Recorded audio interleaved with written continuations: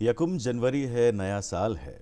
यकुम जनवरी है नया साल है। दिसंबर में पूछेंगे जनाब क्या हाल है। सुप्रभात धरती धुरारी में आप सभी का अभिनंदन स्वागत। मैं हूं आपके साथ प्रणय। और वैसे तो नववर्ष का प्रारंभ हुआ एक सप्ताह हो चुका है, लेकिन इस नववर्ष में मेरी आपकी मुलाकात पहली बार हो रही है, इसलिए आप सभी को नववर्ष की हार्दिक शुभकामनाएं। मैं उम्मीद करता हूं, कामना करता हूं कि ये नववर्ष आपके सभी अधूरे सपने पूरे करे और 31 दिसंबर तक आपके चेहरे पर मुस्कुराहट बनाए रखे। तो इसी मुस्कुराहट के साथ शुरू करें आज का ये सफ़र। आज इस सफ़र में मेरे साथ जो मेहमान हैं उनके बारे में क्या बताऊं, क्या तारुफ करूं। वो एक इंसान कई खूबियों से लबरेज है, तो एक घंटे में हम उनके बारे में काफ़ी कुछ जानने वाले हैं। आइए मुलाकात करें actor, director, producer, choreographer, news anchor, कवि, शायर अविनाश त्रिपाठी जी से। बहुत बहुत अभिनंदन, आपका स्वागत जी। सुप्रभात धरती धुरारी में। शुक्रिया प्रणव जी। और सबसे पहले तो मैं धरती धुरारी के सारे दर्शकों को नमस्कार और खम्बा गढ़ी कहूँगा। और बहुत अच्छा लग रहा है। राजस्थान की जो धरती है वो हमेशा से कल्चर, अपनी वीरता के लिए मशहूर रही है, और इस धरती पे आकर कुछ नया करने की कोशिश काफ़ी दिनों से मैं कर रहा हूँ। और इस सिलसिले में आपसे मुलाकात हो रही है, और मुझे लग रहा है कि एक घंटे में बहुत सारी चीज़ें हम लोग बात करेंगे, और क्या कुछ नया हो सकता है और क्या कुछ हुआ है इस बारे में हम चर्चा करेंगे। बिल्कुल, बहुत छोटी उम्र से आपने शुरुआत की और चलते चलते आज जब इस पड़ाव पर यहाँ आए हैं, कैसा लग रहा है यहाँ आकर? एक बहुत लंबा सफ़र है। जैसा आपने कहा कि बहुत कम उम्र में मैंने शुरुआत की थी। शायद बचपन में बहुत इंट्रोवर्ट मैं था। अच्छा। जो शायद मैं कहना चाहता था उसको बजाय वोकल तरीके से, बजाय वर्बल तरीके से कहने के, मैं कोशिश करता था कि उनको शब्दों के माध्यम से किसी कॉपी का एक हिस्सा बनाया जाए, उनको कुछ लिखा जाए, कुछ गढ़ा जाए। और इसी सिलसिले में बहुत कम उम्र में मैंने लिखना शुरू किया। मैंने कविताएं लिखना शुरू की, और ये सफ़र कविताओं का चल रहा था। आई थिंक मैं शायद 6 या 7 साल का रहा होऊंगा जब मैंने पहली बार अपनी कोई कविता लिखी थी। और लिखते लिखते लिखते मेरी मुलाकात मेरे बड़े भाई के मित्र और आज के बड़े प्रख्यात पत्रकार हैं उनसे मुलाकात हुई। और वो उस दौर में एक नई कविता की किताब या मैगज़ीन निकालने की कोशिश कर रहे थे जो पूरी तरीके से बच्चों पर केंद्रित थी। अच्छा। उसका नाम था बाल सुमन। हाँ। और उन्होंने उस प्रक्रिया में मुझे जोड़ा।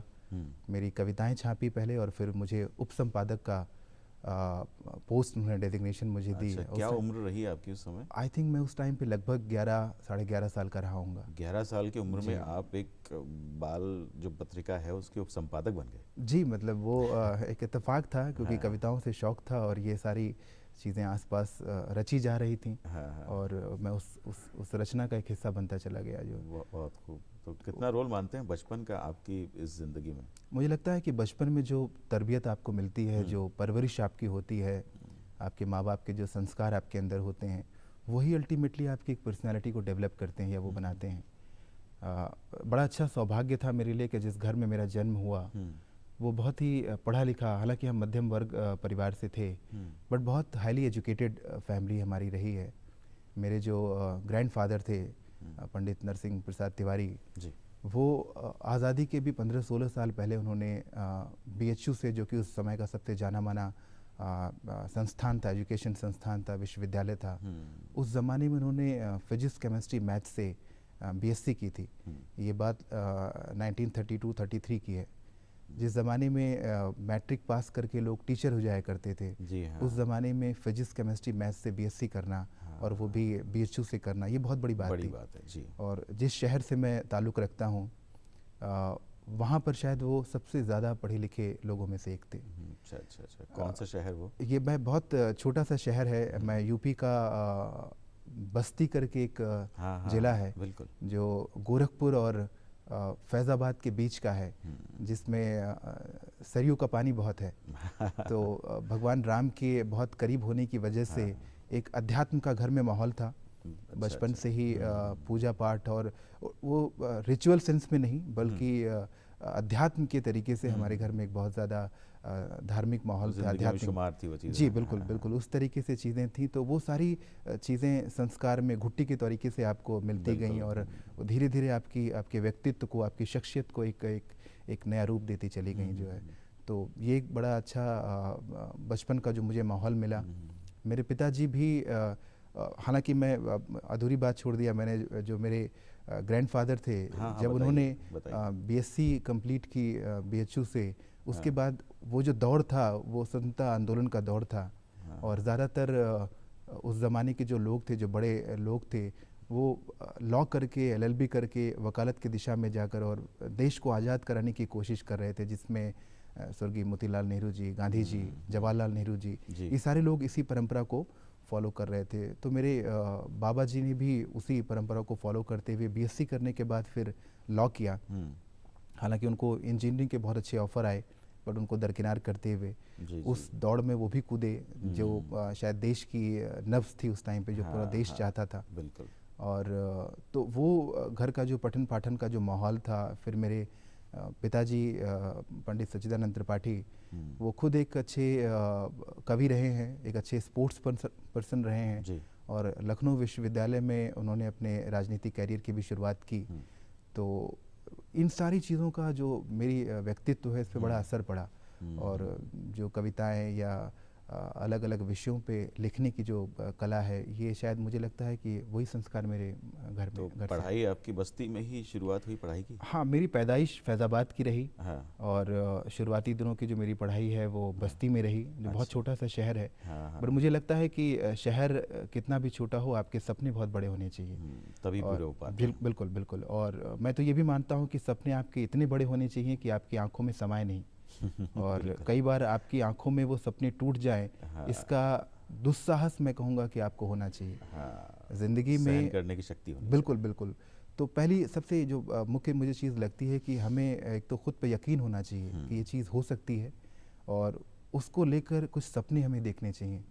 और जब हम सपने देखते हैं तो शायद वही सपने पूरे होते हैं बिल्कुल, जिनको हम देखना शुरू करते हैं। तो हम जिस जगह में काम कर रहे हैं, जिस मीडिया में हम लोग काम कर रहे हैं, उसमें इंसान का शैतान होना तो लाजमी है।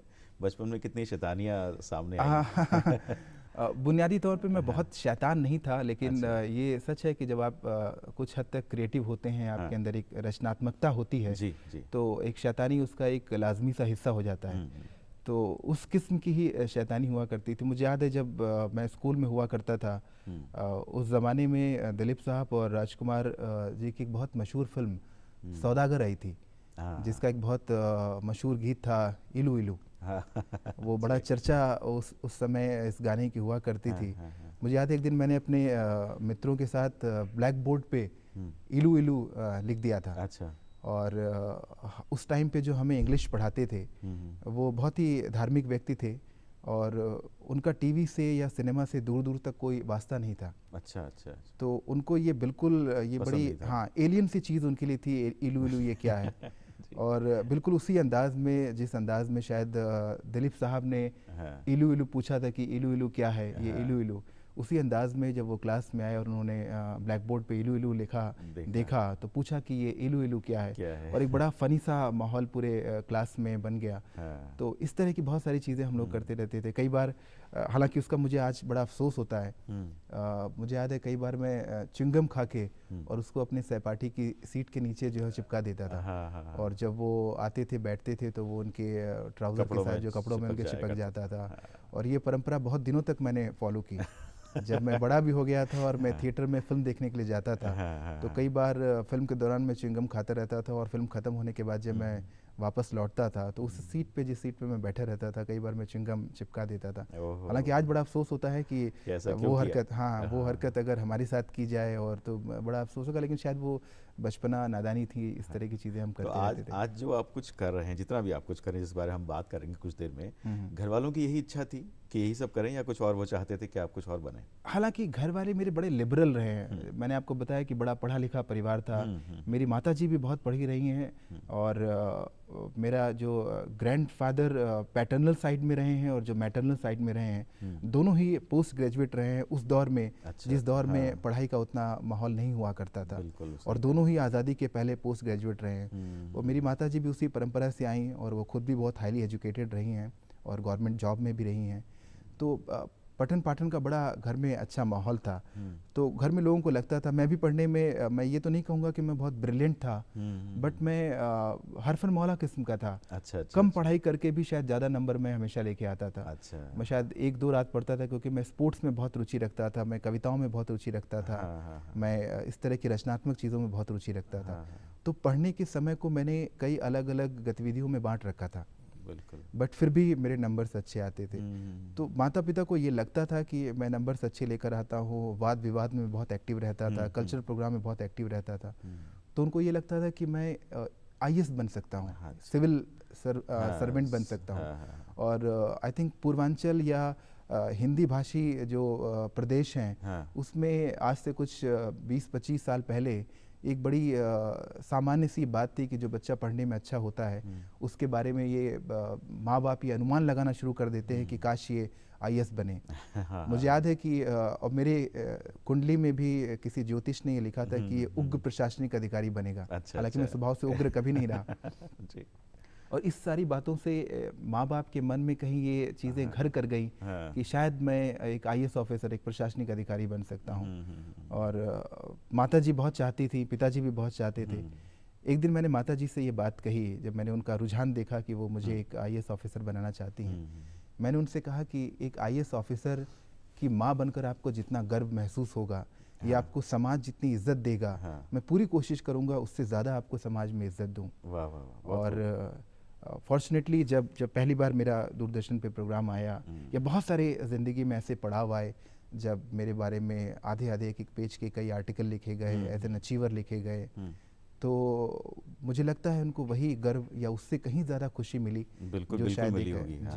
तो आपने जो पहले बताया कि आप बाल सुमन पत्रिका जो थी उसके उप संपादक बने, कविताओं का आपने काफ़ी शौक था, कोई कविता बचपन की उस वक्त की याद आ रही है? मुझे लगता है जो पहली मैंने कविता लिखी थी उसकी सिर्फ एक लाइन मुझे याद है। आई थिंक शायद मैं बताइए 6-7 साल का रहा हूँगा। वाह वाह, बहुत बहुत छोटी उम्र। मुझे हाँ बिल्कुल पूरी तरीके से बड़े टुकड़ों टुकड़ों में कुछ चित्र मेरे दिमाग में बन रहा है। कुछ इस तरह से था कि बड़ी मुश्किल से आए हैं तेरे सपनों की दहलीज तक, बट वहाँ भी अपने आप को अकेला पाया। कुछ इस तरह का मैंने लिखा था। मुझे खुद नहीं समझ में आता कि इतनी कम उम्र में इन सारे भारी भरकम शब्द का इस्तेमाल मैं कैसे कर पाया। लेकिन शायद ये पिताजी और उनकी जो तरबियत थी, क्योंकि वो खुद लखनऊ में बहुत सालों तक रहे, और उनकी जो बातचीत का लहजा है, लखनऊ तो गज़ल का घर है, तो वो तरबियत तो आनी ही है। जी बिल्कुल। तो आगे कैसे बढ़े, एक्टिंग की शुरुआत कैसे हुई? इन सारी चीज़ों से जब मैं रूबरू हो रहा था, सारी रचनात्मक चीज़ों से, जिसमें कविता, मुझे लगता था कविता सिर्फ लिखना तो एक बहुत अच्छी बात है जो पाठक पढ़ते हैं, बट कई बार क्या होता है कि कविता आप जिस तरीके से लिखते हैं और पाठक जब उसको पढ़ता है, इन दोनों में एक डिफरेंस हो जाता है। हम कहना कुछ और चाहते हैं एज एन शायर, एज एन कवि, और जब उसको पाठक पढ़ता है वो अपने प्रीऑक्युपाइड नोशन से उसको कंसीव करता है। बिल्कुल। और वो उस तरीके से उसको समझता है। तो मुझे लगा कि अगर काश मैं अपनी कविता अपने ही तरह से, अपने ही अंदाज में अगर मैं कहूँ तो शायद ज़्यादा इफ़ेक्टिव होगा, शायद ज़्यादा अच्छी तरीके से वो ट्रैवल करेगी लोगों तक, ऑडियंस तक पहुँचेगी। इस दौरान मैंने कुछ कविता अपने यार दोस्तों में सुनानी शुरू की। और इसी बीच में मुझे पता चला कि एक थिएटर ऑर्गेनाइजेशन है जो अच्छे थिएटर, अच्छे प्ले करता है, और जो युवा प्रतिभाओं को भी अच्छा खासा चांस देता है। और मैंने फिर इप्टा ज्वाइन किया, जो उस टाइम पे, या आज भी मुझे लगता है। कौन से शहर की बात है? ये बस्ती की बात है। जी, ये इप्टा यानी इंडियन पीपल थिएटर एसोसिएशन। बिल्कुल। ये भारतीय जन नाट्य संघ, ये बहुत पायनियर थिएटर ग्रुप रहा है, जिसने बहुत बड़े बड़े प्ले किए हैं। तो मैंने कुछ इसके लिए प्ले डायरेक्ट किए, कुछ में एक्ट किया। तो यहाँ से वो एक सो कॉल्ड एक्टिंग का कीड़ा जिसको कहते हैं। तो एक्टिंग से हुई? जी, कुछ हद तक, क्योंकि डायरेक्शन उस टाइम तक मुझे नहीं लगता था कि कोई ऐसी चीज़ है। और एक बहुत छोटे शहर में डायरेक्शन अपने आप में एक ऐसी एंटिटी थी जिसको आप जाहिर भी नहीं कर सकते। मुझे याद है कि मैंने शुरुआती दिनों में कुछ लोगों से कहा था कि मैं थिएटर करता हूँ। मुझसे पूछा जाता था कि आप क्या करते हैं। मैं उनको बड़े गर्व के साथ कहता था कि मैं थिएटर करता हूँ। ये उस दौर की बात है जब मैं पढ़ रहा था और जॉब भी करना है, ऐसा मैं सोच रहा था। तो लोगों को लगता था कि थिएटर तो बड़ा एक शौकिया सा एक ऐसी चीज़ है, ये कोई कैरियर या कोई प्रोफेशन जैसी चीज़ नहीं हो सकती है। तो समय लोगों को समझाना कि इस तरह की गतिविधियों में भी एक अपार कैरियर की संभावना है। उस समय क्या, आज भी यही आलम है, लोग जी। पूछते हैं थिएटर करते हैं, हाँ। वो तो करते हैं लेकिन बाकी क्या करते हैं आप? जी, जी, तो ऑलमोस्ट वही सिचुएशन। जी तो मुझे हाँ। लगता है कि 2 दशक के बाद भी हालात बहुत बदले नहीं हैं। हालाँकि बहुत सारी चीज़ें बदल रही हैं। तो वो बड़ा मुश्किल दौर था। तो माँ-बाप तो समझते थे, बट बाकी जनता को समझाना, दुनिया को समझाना या समाज को थोड़ा समझाना मुश्किल बड़ा था। मुश्किल हो रहा था। तो ये सारी चीज़ें चलती रहीं, इप्टा के साथ मैं प्ले करता रहा और फिर मुझे लगा कि मुझे कुछ बड़ा आसमान चाहिए। और बस्ती का आसमान मुझे लग रहा था कि मेरे लिए छोटा पड़ रहा थोड़ा है। छोटा है। हाँ, तो फिर मैंने वहाँ से नज़दीक और अपने आप में तहज़ीब, इल्म और कल्चर का जो मरकज़ है लखनऊ, मैंने उस जगह का रुख किया। अरे वाह। और मुझे लगा कि लखनऊ ने मुझे एक बेहतर सोच दी, बिल्कुल दी, एक बेहतर ज़बान दी, एक बेहतर तरबियत दी और मेरी बुनियाद में वो चीज़ रखी जिसकी वजह से शायद आज मैं हूँ। जी जी। आपने कुछ देर पहले दूरदर्शन का जिक्र किया था, जहाँ जिस मंच पे हम आज बैठे भी हैं। जी। तो 18 साल का एक लंबा वक्फा आपने दूरदर्शन के नाम किया है जी। बतौर न्यूज़ एंकर, प्रोड्यूसर। जी। कैसे शुरुआत हुई दूरदर्शन, पहला कदम कब रखा आपने? दूरदर्शन भी ये उसी दौर की है जब अंदर बड़ी छटपटाहट चल रही थी कि अपने अंदर की जो रचनात्मक चीज़ें हैं उनको बाहर जनता तक कैसे लाया जाए। स्टेज अपने आप में एक माध्यम था, लेकिन एक सीमित माध्यम था। बिल्कुल। उसमें उस वक्त पर जितने दर्शक आपके सामने मौजूद हैं, आपकी बात सिर्फ उतने लोगों तक पहुंच सकती है। मुझे, जैसे मैंने कहा कि मुझे बड़ा आसमान चाहिए था उड़ने के लिए, तो मैं किसी एक ऐसे प्लेटफॉर्म की तलाश में था जहां अपने अंदर जो भी चीज़ें हैं उसको मैं ज़्यादा से ज़्यादा दर्शकों तक पहुंचा पाऊँ। और इसी सिलसिले में मेरा दूरदर्शन जाना हुआ। दूरदर्शन पर मैंने अप्रोच किया कि क्या मैं खुद अपना एक प्रोग्राम बना सकता हूँ, क्योंकि उस वक्त किसी और प्रोड्यूसर के लिए काम करना मैं बिल्कुल नावाकिफ़ था। मेरी जान पहचान मीडिया वर्ल्ड से बहुत कम थी। तो मुझे लगा कि किसी और के साथ जाकर उनकी सिफारिश करना कि वो मुझे कोई एक चांस दें, ये आत्मसम्मान के लिए भी मेरा बड़ा मुश्किल था। जी, जी, और तो बहुत कम उम्र में मैंने फिर अपनी खुद की एक प्रोडक्शन कंपनी शुरू की। अच्छा। और जिस कंपनी के तहत मैंने दूरदर्शन को अप्रोच किया और उनसे कहा कि मैं आपके लिए एक न्यूज़ एंड करंट अफेयर्स का एक प्रोग्राम बनाना चाहता हूँ। अच्छा। और उसकी सारी प्रक्रिया जो थी, उसकी पायलट एपिसोड और बाकी जितनी भी उसकी प्रक्रिया थी, उसको फॉलो किया और फॉर्चुनेटली दूरदर्शन को मेरा वो कंसेप्ट अच्छा लगा। और इस तरीके से फिर दूरदर्शन पे शुरुआत हुई as a news anchor and news producer. तो वो कार्यक्रम कौन सा था जो आपने बनाया? दृष्टि करके एक प्रोग्राम था। दृष्टि, हाँ। जी, जिसका मतलब है कि हम किस तरीके से समाज पर अपनी नज़र रखते हैं। एक पत्रकार जो होता है वो समाज पर, उसकी नब्ज़ पर, उसकी हरकतों पर, उसकी अच्छी या बुरी हरकतों पे, दोनों पे ही अपनी एक नज़र रखता है। तो वही हमारे प्रोग्राम का उद्देश्य था कि हम एक दृष्टि रखते हैं और इसको अगर हम पॉजिटिव तरीके से कहें तो हम एक ऐसी दूरदृष्टि भी रखते हैं जिसमें बेहतर कल है, जिसमें ज़्यादा अच्छा कल है, जिसमें बेहतर संभावनाएं हैं। तो पहला जो प्रोग्राम बना दूरदर्शन का, जी, क्या घबराहट थी या पूरा आत्मविश्वास था कि नहीं ये तो चलेगा ज़रूर? एक स्वाभाविक घबराहट मुझे लगता है कि आपके बेहतर परफॉर्मेंस के लिए बहुत ज़रूरी होती है। मैं आज भी आदरणीय बच्चन साहब का कोई भी इंटरव्यू पढ़ता हूँ तो मुझे बड़ा अच्छा लगता है। वो आज भी ये कहते हैं कि जब मैं कोई शॉट देता हूँ तो मेरे अंदर एक न्यूकमर जैसी घबराहट होती है। तो कई बार जो घबराहट आपके अंदर होती है वो आपको बेहतर परफॉर्म करने के लिए अंदर से पुश करती है। बिल्कुल सही। तो डेफिनेटली वो घबराहट थी। एक बहुत कम उम्र में कैमरा को फेस करना और बड़े बड़े पॉलिटिशियंस के इंटरव्यू लेना। उस दौर में जब मैं बहुत कम उम्र का था और बड़े बड़े पॉलिटिशियन के साथ मैं बात करता था, उनसे बेहद संवेदनशील मुद्दों पर बात करता था, उनसे पॉलिटिकल मुद्दों पर बात करता था। जी, जी, जी। और कई बार जो सामने का पॉलिटिशियन होता था उनको लगता था कि ये इतनी कम उम्र का लड़का, ये क्या जो जो बहुत गूढ़ राजनीतिक बातें हैं उसकी पता नहीं इसके अंदर समझ होगी या नहीं होगी, या वो जो क्वेश्चन करेगा उसके अंदर वो ग्रेविटी होगी कि नहीं होगी। तो इस तरह के सर्टेन प्री ऑक्यूपाइड नोशंस भी पॉलिटिशियंस के दिमाग में रहते थे।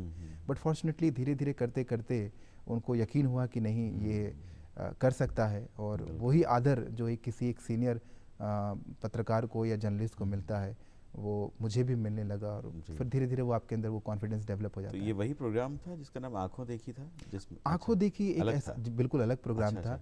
आंखों देखी दूरदर्शन के सबसे पुराने क्राइम बेस्ड प्रोग्राम में से एक है। जी जी। मैं उसका लखनऊ का ब्यूरो चीफ हुआ, अच्छा अच्छा। जिसमें लखनऊ और ईस्टर्न यूपी के जितनी भी इम्पोर्टेंट न्यूज़ हुआ करती थी उसको मैं कवर करता था। अच्छा। और फिर वो दूरदर्शन पे वो प्रसारित होता रहता था। हम्म। तो वो भी मेरी जो जर्नी है जी। उस जर्नी का एक पड़ाव है जिसमें मुझे बहुत कुछ सीखने का मौका मिला। तो ये भी मैंने अपनी लाइफ में किया। बिल्कुल बिल्कुल। तो वो जो राजनीतिज्ञों वाला कार्यक्रम था, आई थिंक वो एक निजी चैनल का 2 टूक, आई थिंक जी जी, वो एक निजी चैनल का कार्यक्रम था जिसका जो फॉर्मेट था वो एक पॉलिटिकल टॉक शो था, जिसमें हम किसी बड़े राजनीतिक को, और वो राजनीतिक की जो उस पर्टिकुलर वीक में किसी भी वजह से चर्चा का विषय रहता है उसको हम अपने स्टूडियो में बुलाते थे और जितने भी जो मौजूद विषय हैं उन मौजूद विषय पर उनसे हम बात करते थे। तो इसको मैंने उस निजी चैनल के लिए काफ़ी एपिसोड मैंने उसके डायरेक्ट किए और उस टाइम पे मैं मैंने अपना मास कम्युनिकेशन कंप्लीट किया था। अच्छा अच्छा। मैंने 2002 में अपना मास कम्युनिकेशन लखनऊ विश्वविद्यालय से कंप्लीट किया और उसी साल मुझे उस प्राइवेट चैनल के लिए ये प्रोग्राम डायरेक्ट करने का मुझे अवसर मिला। बहुत और उसमें मैंने कोशिश की कि अपनी क्षमता का मैं बखूबी प्रदर्शन कर पाऊँ। बिल्कुल बिल्कुल। आपने ट्रैवल बेस्ड शो भी किया है जी। वो जो स्टूडियो का सीमित दायरा था उससे थोड़ा बाहर निकले आप। जी। कैसा अनुभव रहा वो ट्रैवल बेस्ड शो का? बहुत अच्छा रहा। जैसे शुरुआत में मैंने कहा कि मुझे बेहतर और बड़ा आसमान चाहिए था। हाँ। अब बहुत कुछ लखनऊ में करने के बाद लखनऊ में मैंने अपनी इवेंट मैनेजमेंट कंपनी भी खोली जी। और उसके तहत मैंने कई इवेंट किए जिसमें कई बड़े कॉरपोरेट के साथ मैंने इवेंट किए। उसमें कई प्रोग्राम्स में as an anchor, as an comperer भी मैं करता रहा और दूसरे कॉम्पेरर को चांस भी देता रहा।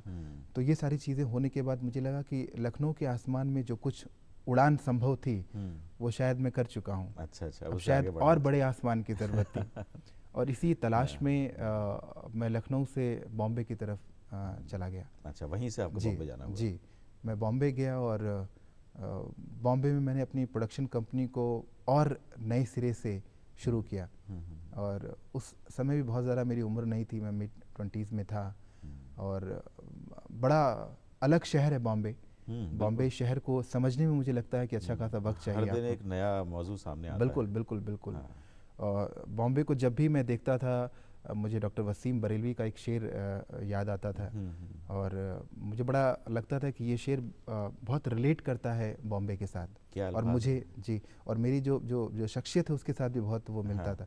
वो शेर इस तरह था कि दिए का कद बढ़ाने के लिए रातें बड़ी करना, बड़े शहरों में रहना है तो बातें बड़ी करना। वाह वाह, बहुत खूब।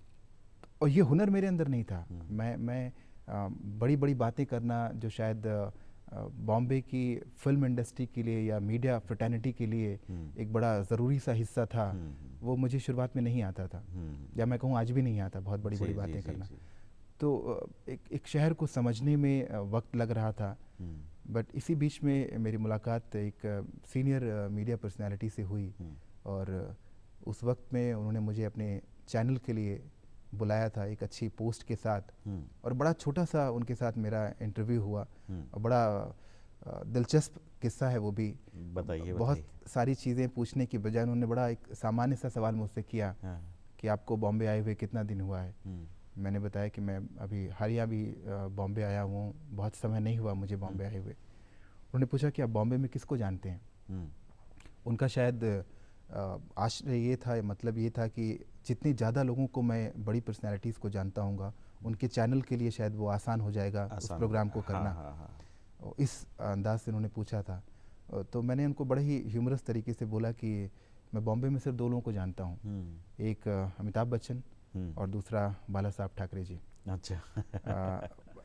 हालांकि ये बोलने के बाद मुझे घबराहट सी हुई कि पता नहीं इस आंसर को वो किस तरीके से लेंगे, हो सकता है वो नाराज़ हो जाएं।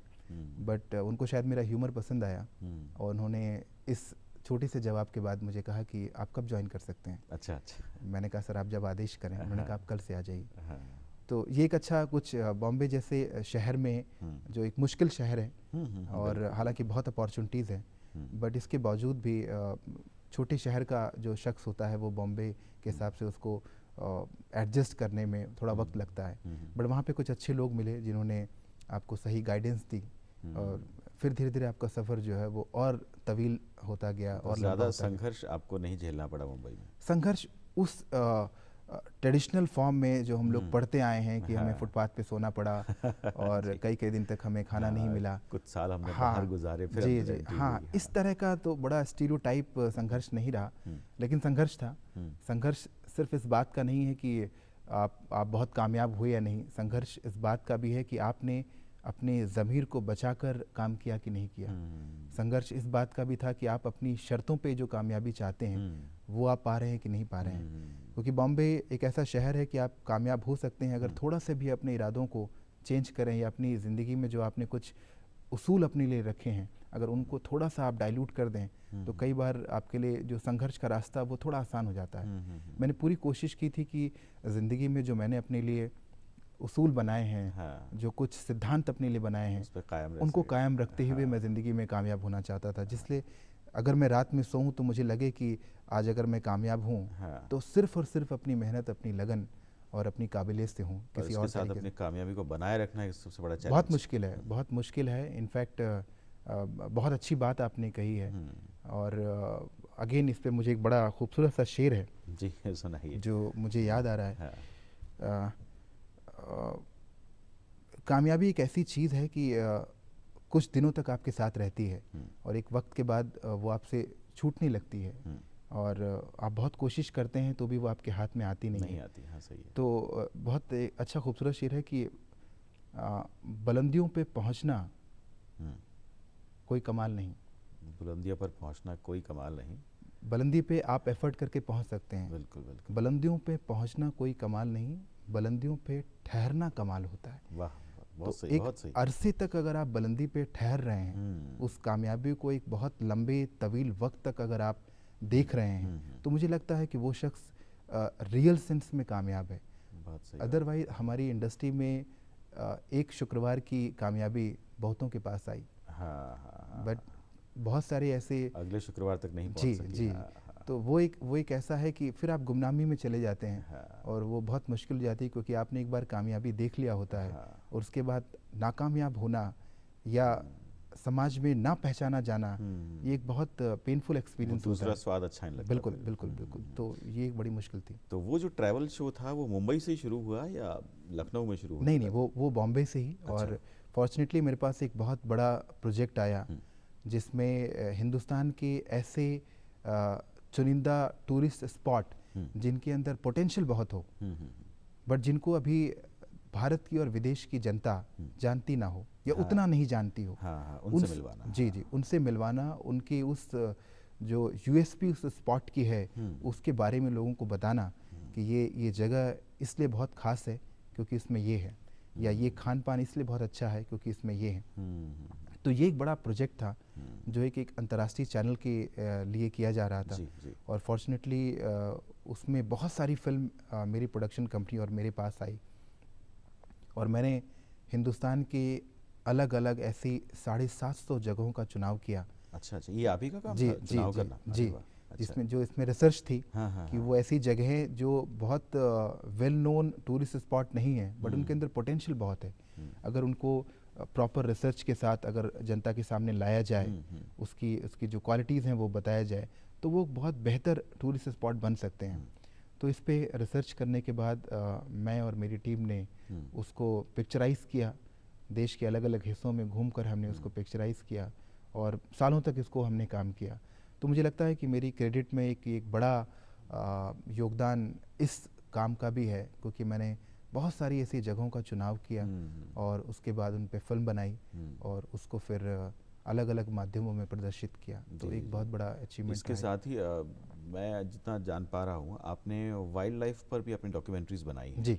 और मेरे ख्याल से जंगलों में जाके शूट करना, जंगली जानवरों के बीच में जाके शूट करना कोई आसान काम नहीं है। बहुत मुश्किल होता है। जी। इनफैक्ट जब हम एज एन डायरेक्टर एक्टर्स को डायरेक्ट करते हैं, उनको निर्देशित करते हैं तो चीज़ें बहुत आसान होती हैं। आप उनको जो इंस्ट्रक्शन देते हैं वो उसको फॉलो करते हैं, हम डिस्कशन करते हैं। लेकिन जब आप कोई फिल्म किसी वाइल्ड लाइफ पर बनाते हैं, किसी एनिमल के ऊपर बनाते हैं, वहाँ डायरेक्शन नहीं है, वहाँ कोई डायरेक्शन नहीं होता। तो बड़ा मुश्किल था। इनफैक्ट हम जिस जंगल का चुनाव कर रहे थे, भारत में जो सबसे मुश्किल है कि भारत में जो जंगल हैं वो ग्रासलैंड जंगल नहीं है। अच्छा। यहाँ पे जो जंगल है वो डेंस जंगल है। हमने जो वाइल्ड लाइफ पे फिल्म देखी होंगी मोस्टली वो केन्या के सेरेंगेटी की होती हैं, हाँ, जो एक ग्रासलैंड जंगल है। बिल्कुल, बहुत घास है हाँ वहाँ जी, पे, वहाँ पे घास है, तो वहाँ पे आप कैमरा लगा के दूर तक भी होने वाली सारी एक्टिविटीज़ को कवर कर सकते हैं। पर भारत के जो जंगल वो बहुत डेंस हैं, उनमें आप बहुत डीप पेनिट्रेशन कर नहीं सकते, और डीप पेनिट्रेशन अगर आप करते भी हैं तो आपकी विजिबिलिटी कैमरा की बहुत कम हो जाती है, क्योंकि चारों तरफ आपको बड़े बड़े पेड़ हैं। बिल्कुल। बहुत सारी रिसर्च के बाद हमने भारत और नेपाल की सीमा पर एक जंगल है जो कि सुहेलवा के नाम से जाना जाता है। अच्छा। और उस जंगल में रॉयल बंगाल टाइगर्स बहुत थे। हाँ। जब हमने उसके बारे में रिसर्च की थी उस टाइम पर 52 हाँ। टाइगर्स उस जंगल के अंदर थे। हाँ, हाँ, हाँ। और फिर हमने फैसला किया, क्योंकि वाइल्ड लाइफ बहुत थ्रिलिंग था और बचपन से मुझे शौक था, हालांकि बहुत सारी चीज़ों का शौक था, उसमें ये भी था कि कभी वाइल्ड लाइफ पे डॉक्यूमेंट्री बनाऊंगा।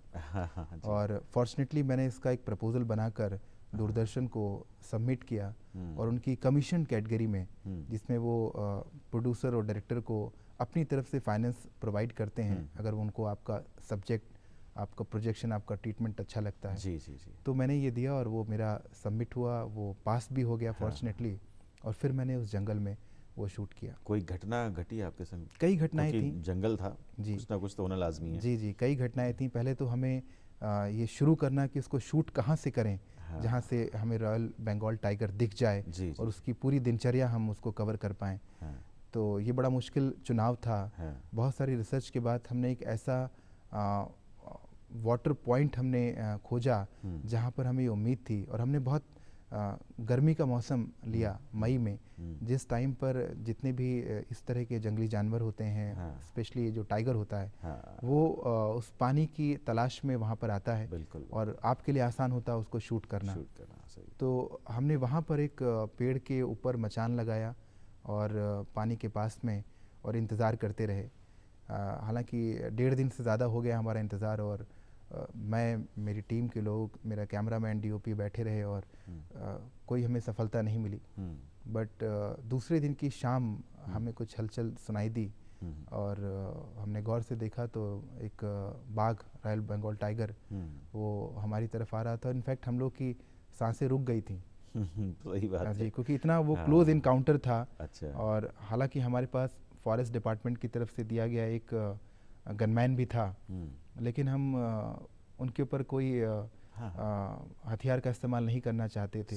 और विकट परिस्थिति थी, उसको शूट भी करना था, और बिना आवाज़ किए, तो बड़ा मुश्किल था। और बहुत डेंस जंगल होने की वजह से बार बार वो अपनी आंखों के सामने, हमारी आंखों के सामने ओझल हो जा रहा था। अच्छा। तो उसको फॉलो करना, और फॉलो भी ऐसे करना जिसमें आप मूवमेंट नहीं कर सकते हैं, कैमरा को स्टैटिक रख के आपको फॉलो करना, तो ये बड़ा मुश्किल था। लेकिन हमने किया, और कुछ बहुत इंपॉर्टेंट शॉट हमने उसके लिए। और फॉर्चुनेटली थोड़ी देर के बाद उस बाघ ने एक जंगली सूअर का शिकार किया। और हालांकि उस वक्त हमारी हिम्मत नहीं हो पाई थी, उसकी हमें आवाज़ें सुनाई दे रही थी बाघ की, हिम्मत ये नहीं हो पा रही थी कि हम मचान से नीचे उतर के जाएं और उसको नज़दीक से शूट करें। और जब उसकी आवाज़ें कम हुई, फिर हिम्मत करके वहाँ पर गए। उस टाइम पे उसके शरीर के अवशेष सूअर के कुछ बचे हुए थे, जिसको फिर हमने शूट किया। और फिर इस तरीके से हमने कई दिनों के अंदर, आई थिंक 12 या 13 दिन तक हम जंगल के अंदर थे, और उस रॉयल बंगाल टाइगर पे हमने एक कंप्लीट डॉक्यूमेंट्री कंप्लीट की। तो उस भयानक जंगल से थोड़ा बाहर आ जाते हैं जी। अब जंगल तो घूमने गए हैं, तो एक काम करते हैं, हमारे शांत प्रदेश राजस्थान में आ जाते हैं और एक छोटी सी जगह की सैर करते हैं, फिर वापस आपसे बात करेंगे। आइए चलते हैं।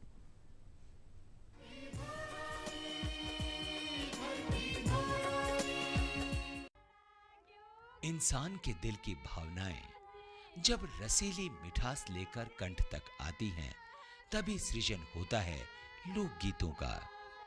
भावुक पलों में जब दिल की खुशी या गम, भय या चिंता, मन की चंचलता या व्याकुलता जब शब्द बनकर फूट पड़ते हैं, तभी सृजन होता है लोकगीतों का।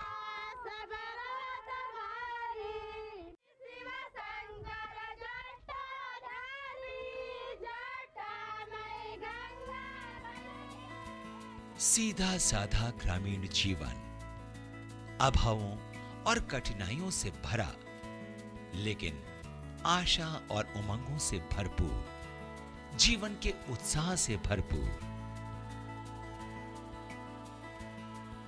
गांवों की जीवन शैली भले ही कितनी भी मुश्किल और मेहनत भरी हो, लेकिन न तो इसने गांव के निवासियों के संगीत प्रेम पर कोई असर डाला है और न ही इनके सौंदर्य बोध पर। और यही आकर्षण है ग्रामीण स्त्रियों की वेशभूषा और इनके आभूषणों का। कहने को अनगढ़, लेकिन सौंदर्य की दृष्टि से बेमिसाल, बिल्कुल वैसे ही जैसे इन ग्रामीणों का स्वभाव।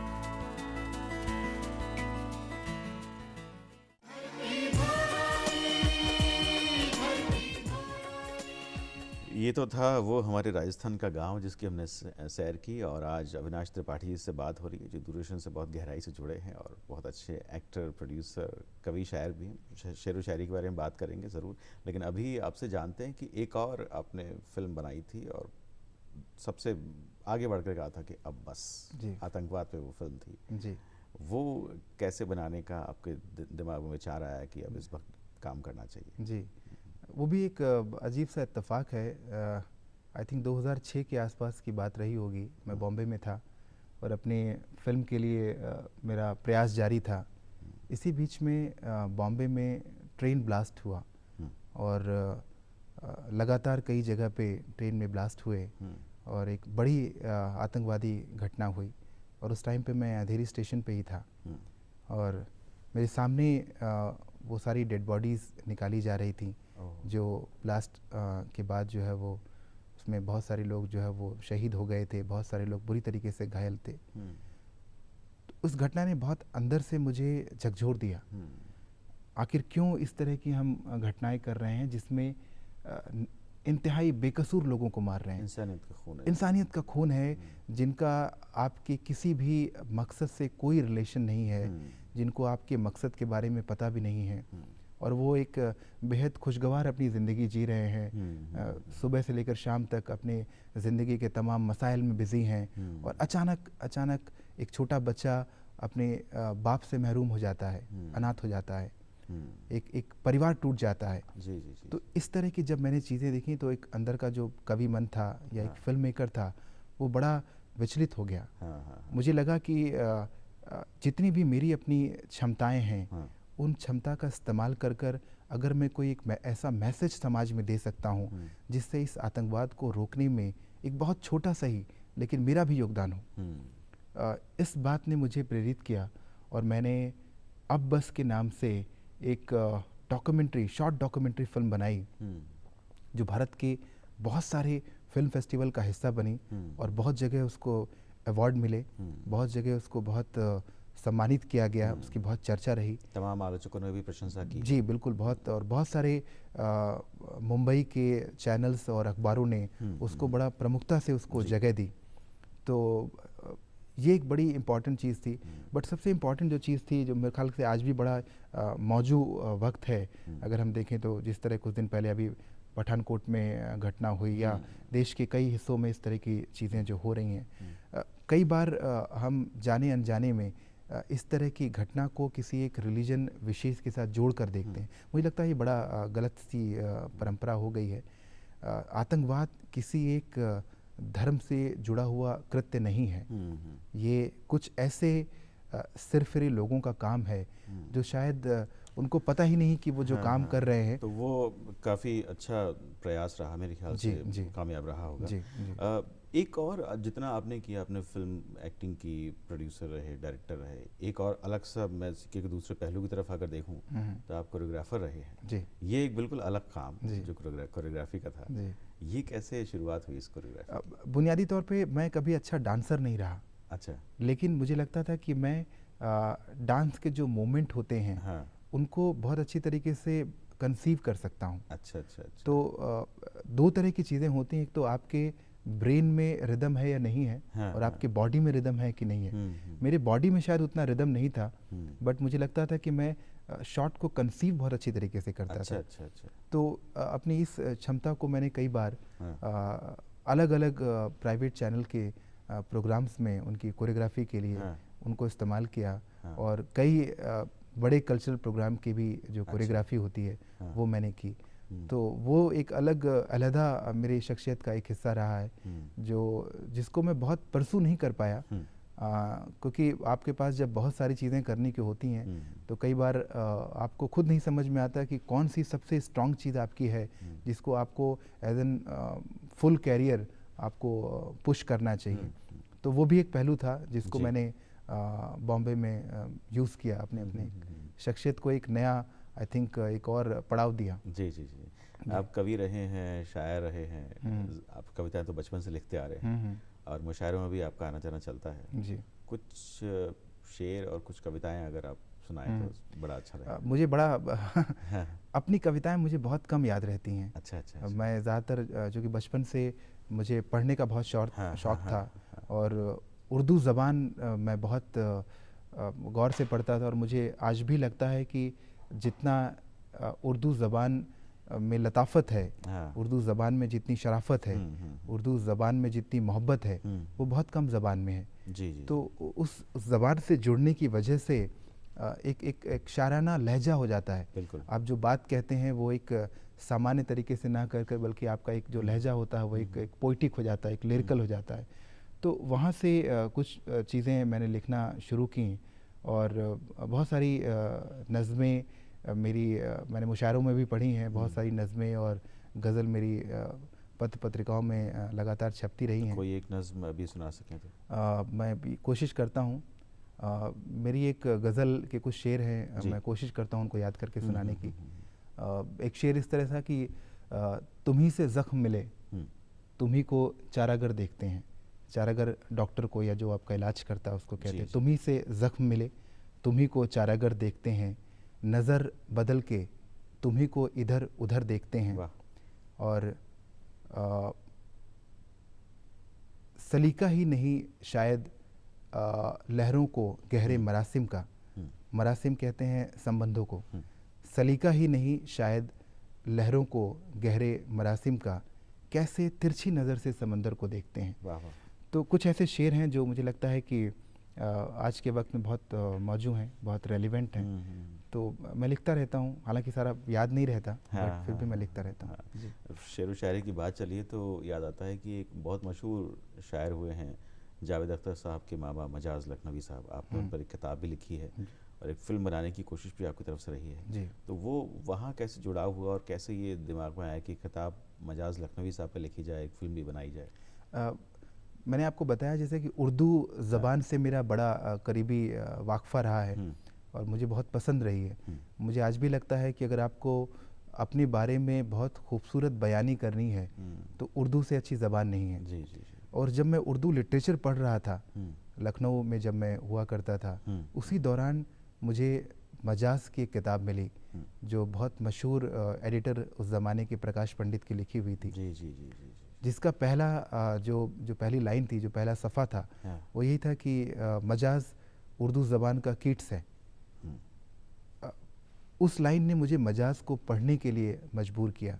मैंने मजाज को उनकी कविताओं में, उनकी गज़ल में, उनकी नज़्म में उनको पढ़ा और मुझे लगा, और उनकी ज़िंदगी के बारे में मैंने बहुत पढ़ा, मुझे लगा कि एक ऐसा इंसान, मजाज के बारे में ये ख़ासियत थी कि जब मजाज अपने उरूस पे थे, अपनी कविताओं, अपनी गज़ल के उरूस पे थे, उनकी मकबूलियत इतनी ज़्यादा थी, इतने वो मशहूर थे कि वो जिस सड़क से, जिस गली से निकला करते थे, लड़कियां अपने बाम पर, अपनी छतों पे आ जाया करती थीं कि मजाज को करीब से दीदार करने का मौका मिले। एक शख्स, एक शायर जो इतना मकबूल था, और जब वो अलीगढ़ मुस्लिम यूनिवर्सिटी में दाखिला लेता है और वहाँ पर भी वो एक प्रख्यात शायर की तरीके से रहता है और वहाँ पर लड़कियाँ ये कस्में खाया करती हैं कि अपने होने वाले बच्चों के नाम वो मजाज के नाम पे रखेंगी। उनकी किताब आहंग, जो उनके अलीगढ़ यूनिवर्सिटी में दाखिला लेने के पहले मार्केट में आ चुकी थी, वो किताब लड़कियां अपने तकियों के नीचे रखा करती थी कि उनके ख्वाब में मजाज आएंगे। एक ऐसा शख्स जो इतना मकबूल था और उस शख्स को मोहब्बत के लिए एक लड़की नहीं मिली। अच्छा। तो मुझे लगा कि ये इतनी बड़ी आयरनी है। और उस शायद तकलीफ़ में, उस दर्द में एक बेहद मासूम दिल शायर जो मजाज थे, वो शायद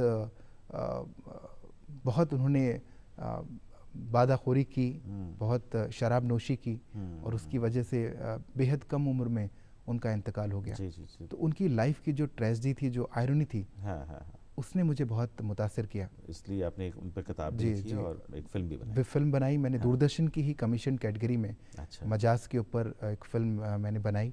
और मुझे लगा कि इतनी बड़ी पर्सनालिटी के साथ मैं और कुछ लाइफ में करना चाहता हूँ, और मैं पूरी कोशिश कर रहा हूँ कि फ्यूचर में उनके ऊपर मैं कोई फीचर फिल्म बनाऊँ, क्योंकि मुझे लगता है कि सेलुलाइट पे अगर इतनी आयरनिकल लाइफ को दिखाया जाए in a very very sensitive manner, तो एक बहुत ही खूबसूरत मास्टर क्राफ्ट तैयार किया जा सकता है। तो इतने मसरूफ़ जो अविनाश त्रिपाठी मेरे सामने बैठे हैं, तो इस मसरूफियत में से कैसे कुछ वक्त निकाल पाते हैं खुद के लिए आप? बहुत मुश्किल हो जाता है, क्योंकि मैं लगातार पत्र पत्रिकाओं में कॉलम भी लिखता हूँ, मैं अलग अलग चैनल्स पे एज एन एक्सपर्ट भी आता रहता हूँ, फिल्म की भी मेरी चीज़ें चलती रहती हैं, और एक विश्वविद्यालय में मैं फिल्म पढ़ाता भी हूँ। जी जी जी। तो इन सारी चीज़ों के बीच में वक्त निकालना कई बार मुश्किल हो जाता है, बट सबसे ज़्यादा इस चीज़ के लिए मैं अपनी धर्मपत्नी संगीता जी को धन्यवाद देना चाहूँगा। जी जी जी।